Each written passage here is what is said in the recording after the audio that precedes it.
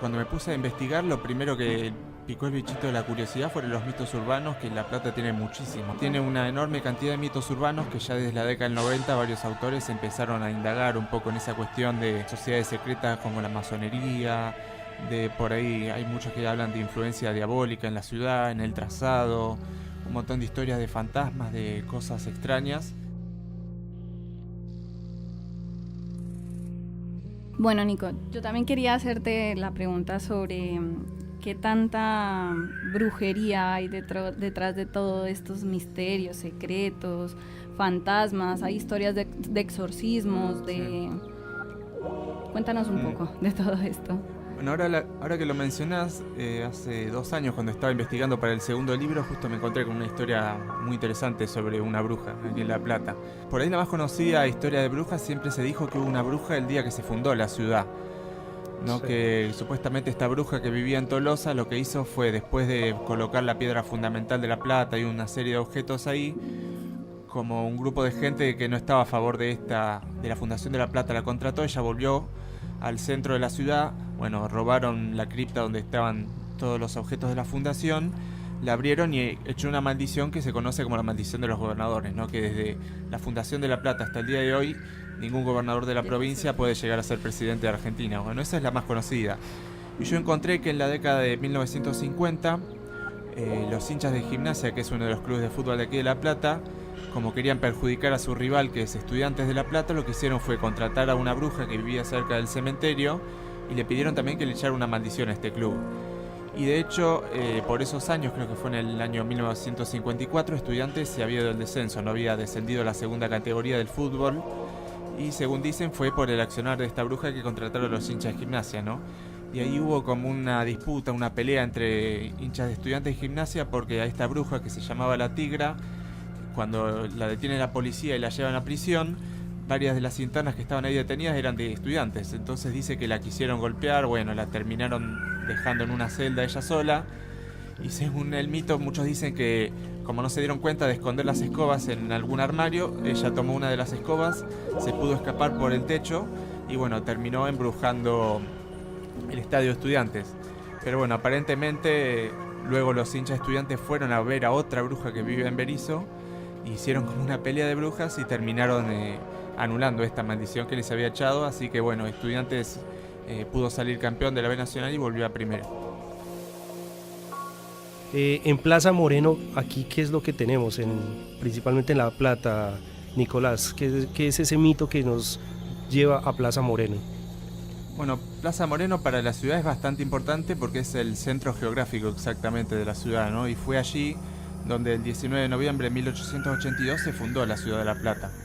Lo que se había hecho era construir un pequeño recinto subterráneo, una pequeña cripta en el centro, y allí se colocó una caja de plomo donde dentro había una redoma de cristal con una serie de documentos de papel, ¿no? De diarios de la época, la Constitución Provincial, un mensaje del fundador a la posteridad y los planos originales de la ciudad de La Plata, y después una serie de monedas, de medallas masónicas. Y como comentaba hoy, según el mito, una bruja vino esa misma noche con un grupo de gente y echó una maldición a La Plata. Por eso digo que es como el lugar donde se inició todo, donde no solamente se fundó la ciudad, sino que se iniciaron los mitos urbanos que tiene La Plata. De hecho, hay mucha simbología masónica, como les decía. Se colocaron varias medallas de la masonería de allí, y cuando se cumplió 100 años de la fundación y lo desenterraron, encontraron que había 17 medallas con logias que estuvieron presentes el día de la fundación. Después también la cuchara de albañil que se utilizó para cerrar esa piedra. Yo hoy no lo dije, pero la palabra masón de hecho significa albañil en francés. Okay. Pero bueno, esa cuchara tiene una serie de alegorías, por ejemplo un mango de ébano, que el ébano, la caja de ébanos representa el corazón humano para la masonería, y una serie de detalles en oro que los masones lo que creían era la transmutación, ¿no? Ellos decían que un masón cuando se inicia lo hace como un metal pobre, como vendría a ser el plomo, y al ir avanzando de grado en la masonería, al ir mejorando, puede llegar al grado más alto, que es el de maestro, que está representado por el oro. Entonces ese oro que tiene la cuchara de albañil representa al maestro masón. De hecho, solamente que la piedra fundamental esté bajo tierra, que no esté en la superficie, quiere decir que todo eso que está allí oculto está fuera de la vista de los profanos, ¿no? De los que no estamos iniciados en la masonería. como pasa siempre con las tenidas habituales que tienen los masones en sus logias, ¿no? Ellos no admiten a cualquier persona a que vea lo que hacen, sino que tenés que estar iniciado, tenés que pertenecer para poder ver todo lo que sucede allí. ¿Admiten mujeres? No. Admiten, sí, hay logias que admiten mujeres, pero tradicionalmente no. Tradicionalmente la masonería fue cosa de hombres. De hecho, la Gran Logia de Argentina, que es desde 1857 que existe como tal, ellos siempre han aceptado hombres solamente.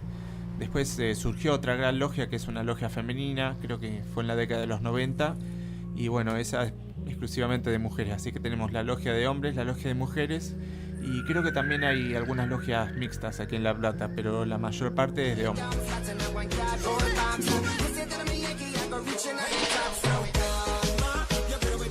DJ Omar Torres. DJ Omar Torres. DJ Omar Torres. Con el toque preciso para cada ambiente. Móvil 221-548-6807. Instagram Omar Torres DJ. Twitter @DJ Omar Torres. Facebook DJ Omar Torres. La mejor música, las mejores mezclas, DJ Omar Torres. Bueno, Nicolás, por aquí nos hacen una pregunta en el WhatsApp. Dice, ¿qué tan cierto es que la mitad de La Plata está construida al revés? Si tiene algo que ver con todo esto, me preguntan, no me envían el nombre. Sebastián, ¿qué tan cierto es que la mitad de La Plata está construida al revés? Si tiene algo que ver esto o simplemente es ya por diseño arquitectónico o tiene que ver algo relacionado con la parte mítica. Sí, habría que ver a qué se llama al revés, ¿no? Porque la ciudad de La Plata está diagramada según los polos cardinales, ¿no? Vas a ver que una diagonal va de norte a sur, que es la diagonal 74, y la otra va de este a oeste.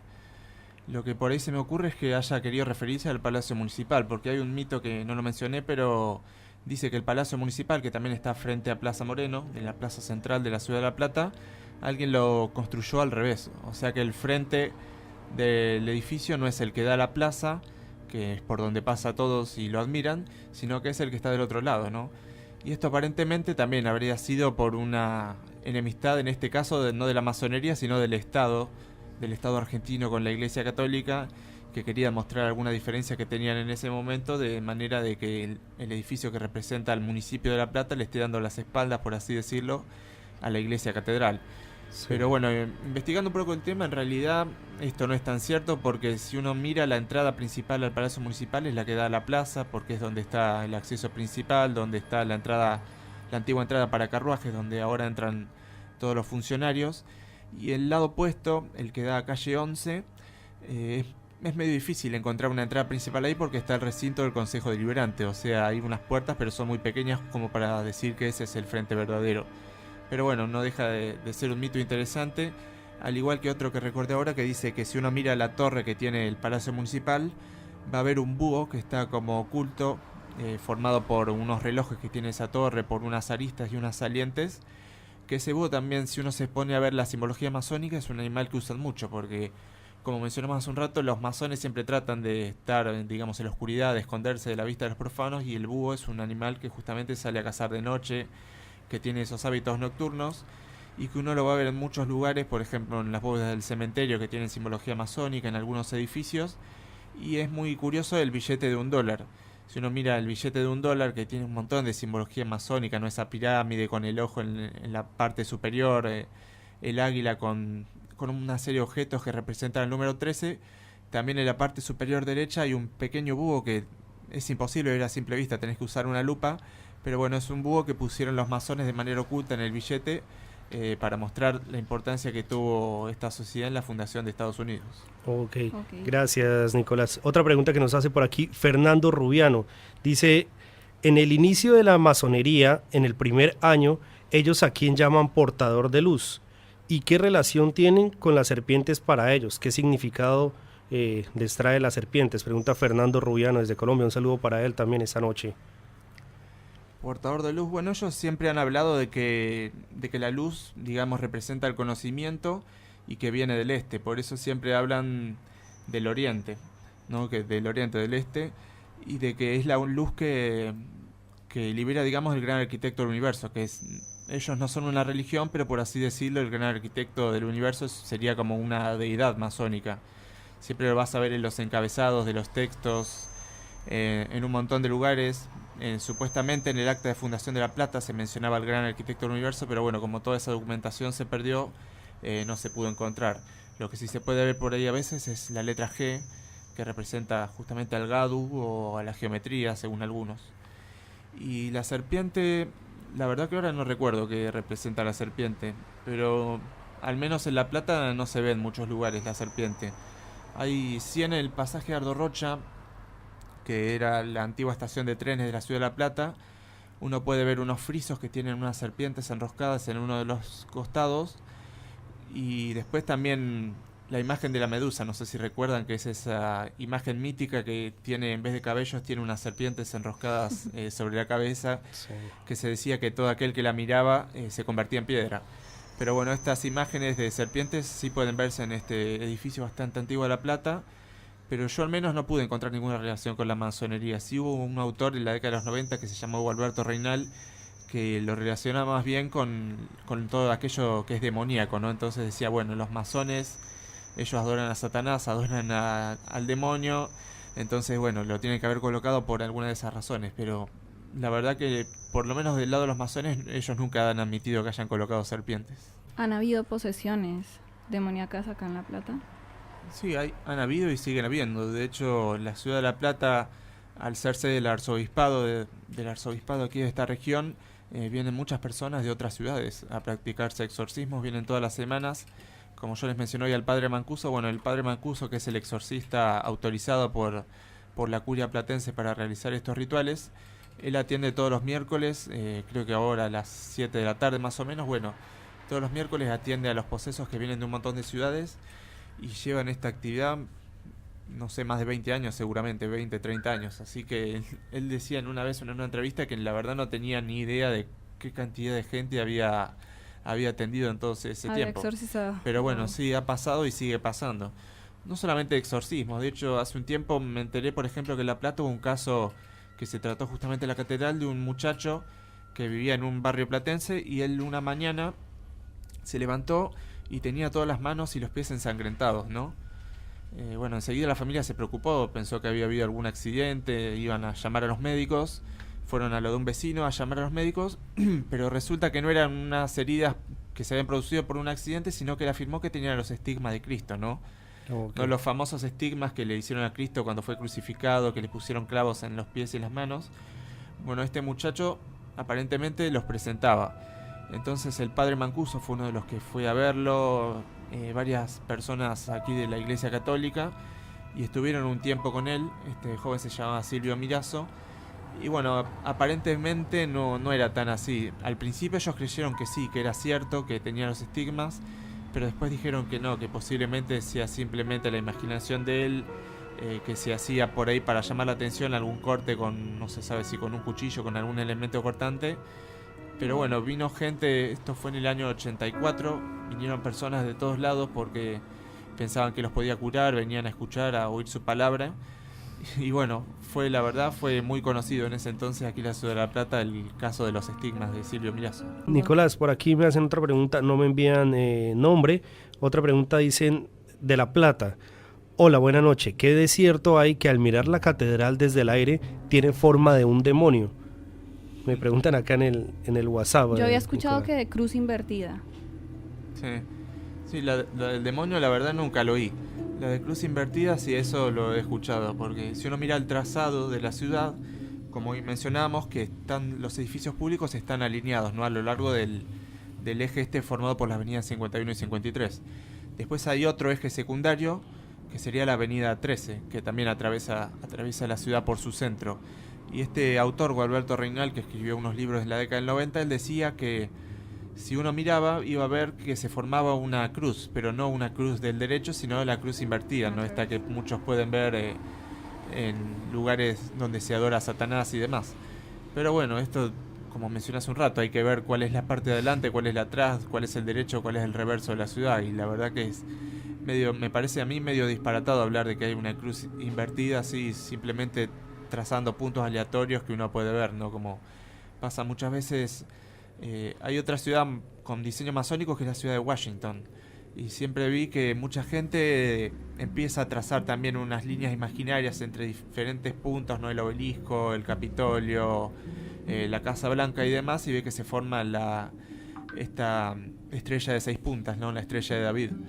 Entonces, bueno, esas cosas también pasan en La Plata, que muchas personas por ahí empiezan a ver símbolos, ¿no? Lo mismo que este señor que empieza a ver el trazado. Él siempre decía que se paraba, miraba el mapa de La Plata y empezaba a descubrir un montón de simbología. La escuadra y el compás. Claro, la escuadra y el compás son los dos símbolos más conocidos, pero bueno, eso lo dan por hecho todos los masones, de que si uno mira las diagonales que tiene la ciudad de La Plata, va a ver la escuadra, va a ver el compás, va a ver la plomada, va a ver una serie de símbolos que se remiten a la masonería, que tienen que ver un poco con todo el gremio de la construcción, ¿no? Como les dije, la palabra masón significa albañil, pero bueno, no hay documentación escrita que avale que realmente los pusieron ahí por algún motivo, pero bueno, no hay ningún masón que te niegue de que esos símbolos están y de que el gran símbolo que tiene la masonería de La Plata es el mismo trazado, o sea, no tanto los edificios ni los monumentos ni las bóvedas del cementerio, sino que tenés que ir desde el aire con un dron, con el satélite o con un avión y ver La Plata desde arriba.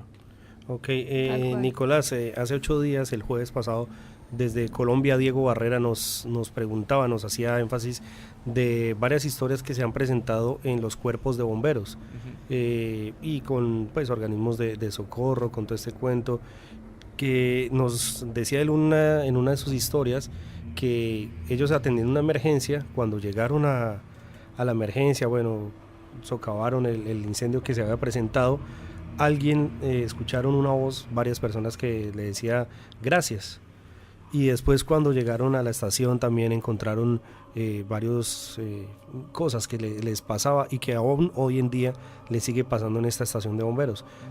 Quería preguntarte si de pronto has escuchado más, principalmente aquí en La Plata, o si de pronto podamos decirle a Diego algo sobre esto, si puede hacer alguna, no sé, representación de alguna víctima, algún fantasma, algo que se le haya presentado, no sé qué puede hacer. Sí, bueno, historias de fantasmas hay, como en todos lados, varias. De hecho, hace un tiempo me escribieron personas de un grupo, que es un grupo de investigación paranormal, y bueno, ellos vieron lo que hacen en general es ir a un edificio donde supuestamente hay fantasmas, donde ha fallecido alguna persona, y se quedan ahí una noche con grabadores, con una serie de sensores para determinar si hay algún espíritu, algún ente paranormal viviendo allí. Y este grupo quería investigar un edificio muy importante de La Plata que, bueno, finalmente no nos autorizaron, pero es el Museo de La Plata, ¿no? Aquí en La Plata tenemos en el Paseo del Bosque, que es un parque bastante grande, un museo que es muy antiguo, del año 1888. Y bueno, allí, durante fines del siglo XIX, cuando se estaba construyendo, vivieron 12 aborígenes, ¿no? Que, cuando el ejército argentino empezó a expandirse, digamos, a expandir todo el territorio argentino por la Patagonia, que estaba por ese entonces poblada por los indígenas, a muchos los mataron, pero a otros los tomaron prisioneros y los llevaron aquí a trabajar, a hacer adoquines, ¿no? Para pavimentar las calles. Y el Perito Moreno, que era el director de ese entonces del Museo de La Plata, a este grupo de 12 personas los rescató, entre comillas, y los llevó a vivir al museo. Lo cierto es que la mitad de esas personas murieron ahí. No se sabe bien cómo, si enfermaron, si los asesinaron. Algunos dicen que, bueno, están muy deprimidos por estar ahí presos porque los encerraban de noche y se quitaron la vida. Lo cierto es que hay muchas historias de fantasmas en el museo, ¿no? Sobre todo en el subsuelo, que es donde están. En el subsuelo, que es donde están los laboratorios, porque hay muchos investigadores que trabajan allí y que es donde a estos indígenas los tenían prisioneros durante las noches porque los encerraron en una de las habitaciones. Y hay uno de los más famosos que es el cacique Modesto Unacayal, que era un cacique que vivía en la localidad de Teca, lo que ahora es Teca en Chubut, que este cacique estaba preso con su esposa y con una de las hijas. Se dice que en un momento murió una de las hijas y creo que a los 2 días murió la esposa. Entonces no se sabe muy bien cómo, pero también creo que una semana, 10 días después murió él. Algunos dicen que se quitó la vida, otros dicen que lo arrojaron por las escalinatas del museo, algunos dicen que simplemente estaba enfermo y falleció a causa de una enfermedad, pero bueno, como no se le hizo un estudio después de muerto, nunca se pudo comprobar. Lo que sí ocurrió es que a todas estas personas, como no se los consideraba argentinos, los investigadores del museo los descarnaban preparaban los huesos y los ponían en exhibición junto a todas las colecciones. Ay, Y Dios. ha pasado hasta el día de hoy, como estuvieron muchísimos años en exhibición todos estos cuerpos, que los investigadores por ahí iban de noche al subsuelo y escuchaban algún ruido, como una persona que iba por los pasillos hablando en la lengua aborigen, o que se cerraba una puerta, una ventana así de golpe. Y ha pasado varias veces de personas que quedaban encerradas porque la puerta se cerraba, no se sabe cómo, pero no podían salir, ¿no? Entonces, bueno, eso ha sucedido un montón de veces. Fíjense que esta persona murió a fines del siglo XIX y recién en 1994 se restituyen los restos de Inacayal a su comunidad originaria. Y no se restituyeron completamente, sino que unos años después se encontraron que estaba el cerebro, el cuero cabelludo y una de las orejas, las tenían guardadas en un frasco con formol. Así que hay bastantes cuerpos sin identificar en este edificio. Bastante fuerte. ¿Qué nos puedes decir de todo lo que tú has investigado, Nicolás, este cuento sobre los duendes? Bueno, justamente fuera del aire recién estábamos hablando de un caso que hubo aquí en La Plata en la década de los 80, que fueron los Enanitos Verdes. No, hay justamente un grupo de rock aquí en Argentina que se llama Los Enanitos Verdes en base a este caso que ocurrió en el barrio de Villa Montoro. Resulta que había una noche una mujer que volvía a su casa, ¿no? Y cuando estaba cruzando por un lugar que estaba descampado, que había un gran espacio verde, dice que vio como un pequeño ser, no sabe bien si era un animal o alguna persona o algún ser de otro mundo, que se escondía detrás de unos arbustos que era como un color verduzco, ¿no? Con unas escamas, algo muy extraño. Y lo mismo dijo un niño que tendría 14, 15 años, que también vivía en ese barrio. Bueno, dijo haberlo visto una noche que volvía a su casa y que de hecho este ser, este enanito, lo intentó atacar. Bueno, este caso se hizo muy conocido, enseguida vinieron periodistas de los diarios, incluso vino la televisión, canales de Buenos Aires a cubrirlo, porque hubo un montón de personas que empezaron a ver a estos seres, a estos enanitos verdes en el barrio de Villa Montoro, pero no solamente en este lugar descampado, sino que en varios lugares. O sea, una vez había marcado en un mapa, y cada vez en lugares más distantes del barrio se empezaban a ver estos enanitos verdes, ¿no? Algunas personas decían que los trataban de perseguir y se escapaban o desaparecían así de la nada. Y entonces algunos decían que era porque justo en el centro de ese terreno había una casa que supuestamente tenía unos túneles. No sabían bien si eran unos túneles hacia otro lugar, o algunos decían que era como una conexión hacia otro mundo, ¿no? Que estos seres se podían escapar, se podían desvanecer y aparecer en otro lugar. Hubo un montón de casos, de hecho tuvo que intervenir la policía porque de noche salían personas armadas a tratar de cazarlos, que decían que los iban a buscar con armas de fuego, con antorchas, porque en un momento ya era insoportable, había gente yendo toda la noche de acá para allá buscándolos. Inclusive en un momento vino un grupo de investigadores así paranormales que vino desde Suecia, desde un instituto, que vinieron, bueno, ellos con todo su instrumental, cuando ya se estaba empezando a calmar un poco este fenómeno, se instalaron, o sea, acamparon con carpas y todo, con todo el equipo. Pero bueno, como pasa aquí en Argentina, les robaron todos los equipos, así que se tuvieron que volver con las manos vacías. No. Sí. Bueno, igual hubo una persona, un vecino que también se acercó, y me acuerdo que salió el titular de un diario un día porque decía que había tomado fotos. No, pero en ese entonces, hace 30 años, no había fotos digitales, o sea, tenían que esperar al otro día a que se revelaran. Y bueno, este hombre primero hizo el gran anuncio de que había logrado fotografiar a los enanitos, y al día siguiente, cuando las reveló, no, todo borroso, no se veía nada, así que no pasó nada. Vino incluso un hombre que decía que tenía poderes así mentales, que podía comunicarse como por telepatía con estos seres, que le habían dicho que en realidad ellos venían en son de paz y que lo que querían hacer era comunicarse con el presidente argentino, que en aquel entonces estaba el presidente Alfonsín, que justo estaba desarrollando un plan nuclear, ¿no? De hacer unas centrales nucleares aquí en Argentina para energía eléctrica. Bueno, supuestamente, según esta persona, estos seres querían evitar eso porque decían que era contaminante y demás. Pero bueno, fue todo un show en aquel momento, el de los enanitos verdes. Después al final se fue diluyendo, la gente que decía que los veía ya no los vio tanto, empezaron a desaparecer. Y bueno, quedó la historia como el caso de los enanitos verdes, que cada tantos años va resurgiendo.